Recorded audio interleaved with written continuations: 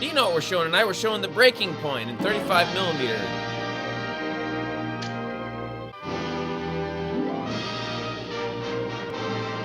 I didn't believe it. Directed by Michael Curtiz, who also did Casablanca, not a film noir. Mildred Pierce, a film noir. Captain Blood, The Boy from Oklahoma, a bunch of other countless classics. And this, what we're showing tonight, The Breaking Point, is a top-tier classic film. It's A-plus filmmaking. Got all the stuff you want from a film noir. Yes, they say every man has a breaking point. But this one, it's on a boat. Deeper and deeper into a whirlpool of hazardous intrigue.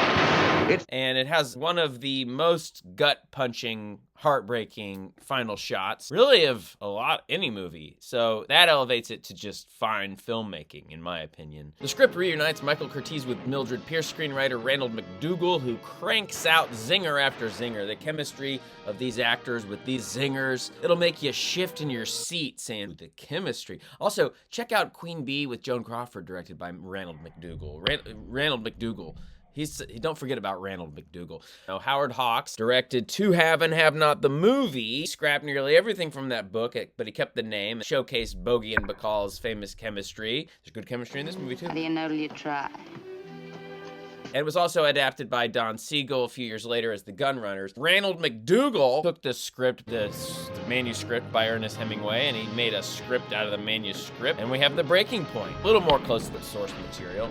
It stars John Garfield, who was a class act guy. He was involved in many anti-fascist organizations during World War II. He was born Jacob Garfinkel, son of a part-time cantor. He kind of brought that gritty street, edgy sensibility before Marlon Brando did, and Brando took it to another level. I saw an interview with Peter Falk once where Peter Falk was saying when he got his start that someone liked him and say, I reminded of John Garfield. That's interesting to think about when you watch John Garfield, that he may have influenced Peter Falk. Garfield would do one more film after this, but this was his last film with Warner Brothers. You might know him also from Body and Soul, or The Postman Always Rings Twice, or Humoresque. Here he plays a character named Harry Morgan. Every man has a breaking point, but try to find it in Harry Morgan. Not to be confused with character actor Harry Morgan, who was in a lot of film noir, and he was also in Dragnet and MASH. So John Garfield died in 1952, sadly at the age of 39, from a heart attack due to stress brought on by HUAC and the FBI and the Hollywood Blacklist. And they were trying to get him to name names, and he was like, I'm not gonna do it. Anyway, they did him dirty, and he died of a heart attack at 39.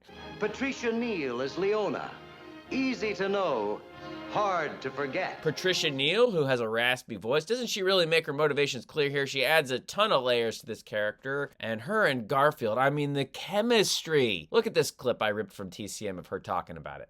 John Garfield, he represented the first working class man with a romantic quality. He came to me and he said, I hear you're gonna do a film I'm gonna do, The Breaking Point. And I said, yes, I am. And he said, I want to talk to you about the part. And he said, you're a whore. You know what I mean? You know what I mean? You know what I mean? He kept saying, you know what I mean, over and over and over again. Ooh, I don't think I like you. A lot of people don't. I had blonde, short hair and a whore outfits on, you know. And the winner,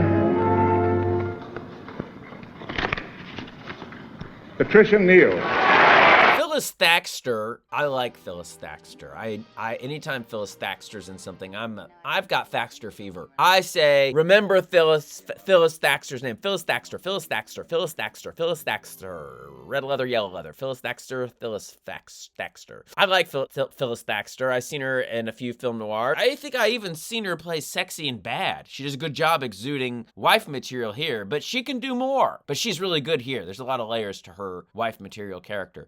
What I really want to talk about is this actor Juano Hernandez, who has the same birthday as me, July 19th. I believe he was somewhat of a mentor to Sidney Poitier, who put him in They Call Me Mr. Tibbs, which was the sequel to In the Heat of the Night. I watched that movie randomly years ago, and then right after that, I watched Sidney Lumet's The Pawnbroker, and this same guy turns up again, and I said, who is this guy? I mean, look at this scene. Look at this. An idea, some sort of shape, a pattern. Not, Mr. I mean, this guy breaks your heart. I've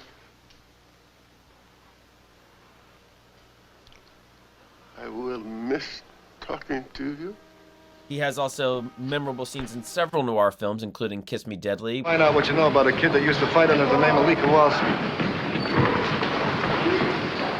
What about it? Anyway, the filmmakers make an incredibly progressive choice, apparently at John Garfield's insistence, by having Hernandez play a character who just happens to be black. In my memory, there's a little other reference to that during his time on screen. So that's all I'm gonna say. We got a 35mm print, and so I'm excited. There might be scratches on it, I don't know, but scratches, I mean, that's exciting. We're here together. We're here to experience the celluloid, cinema celluloid together.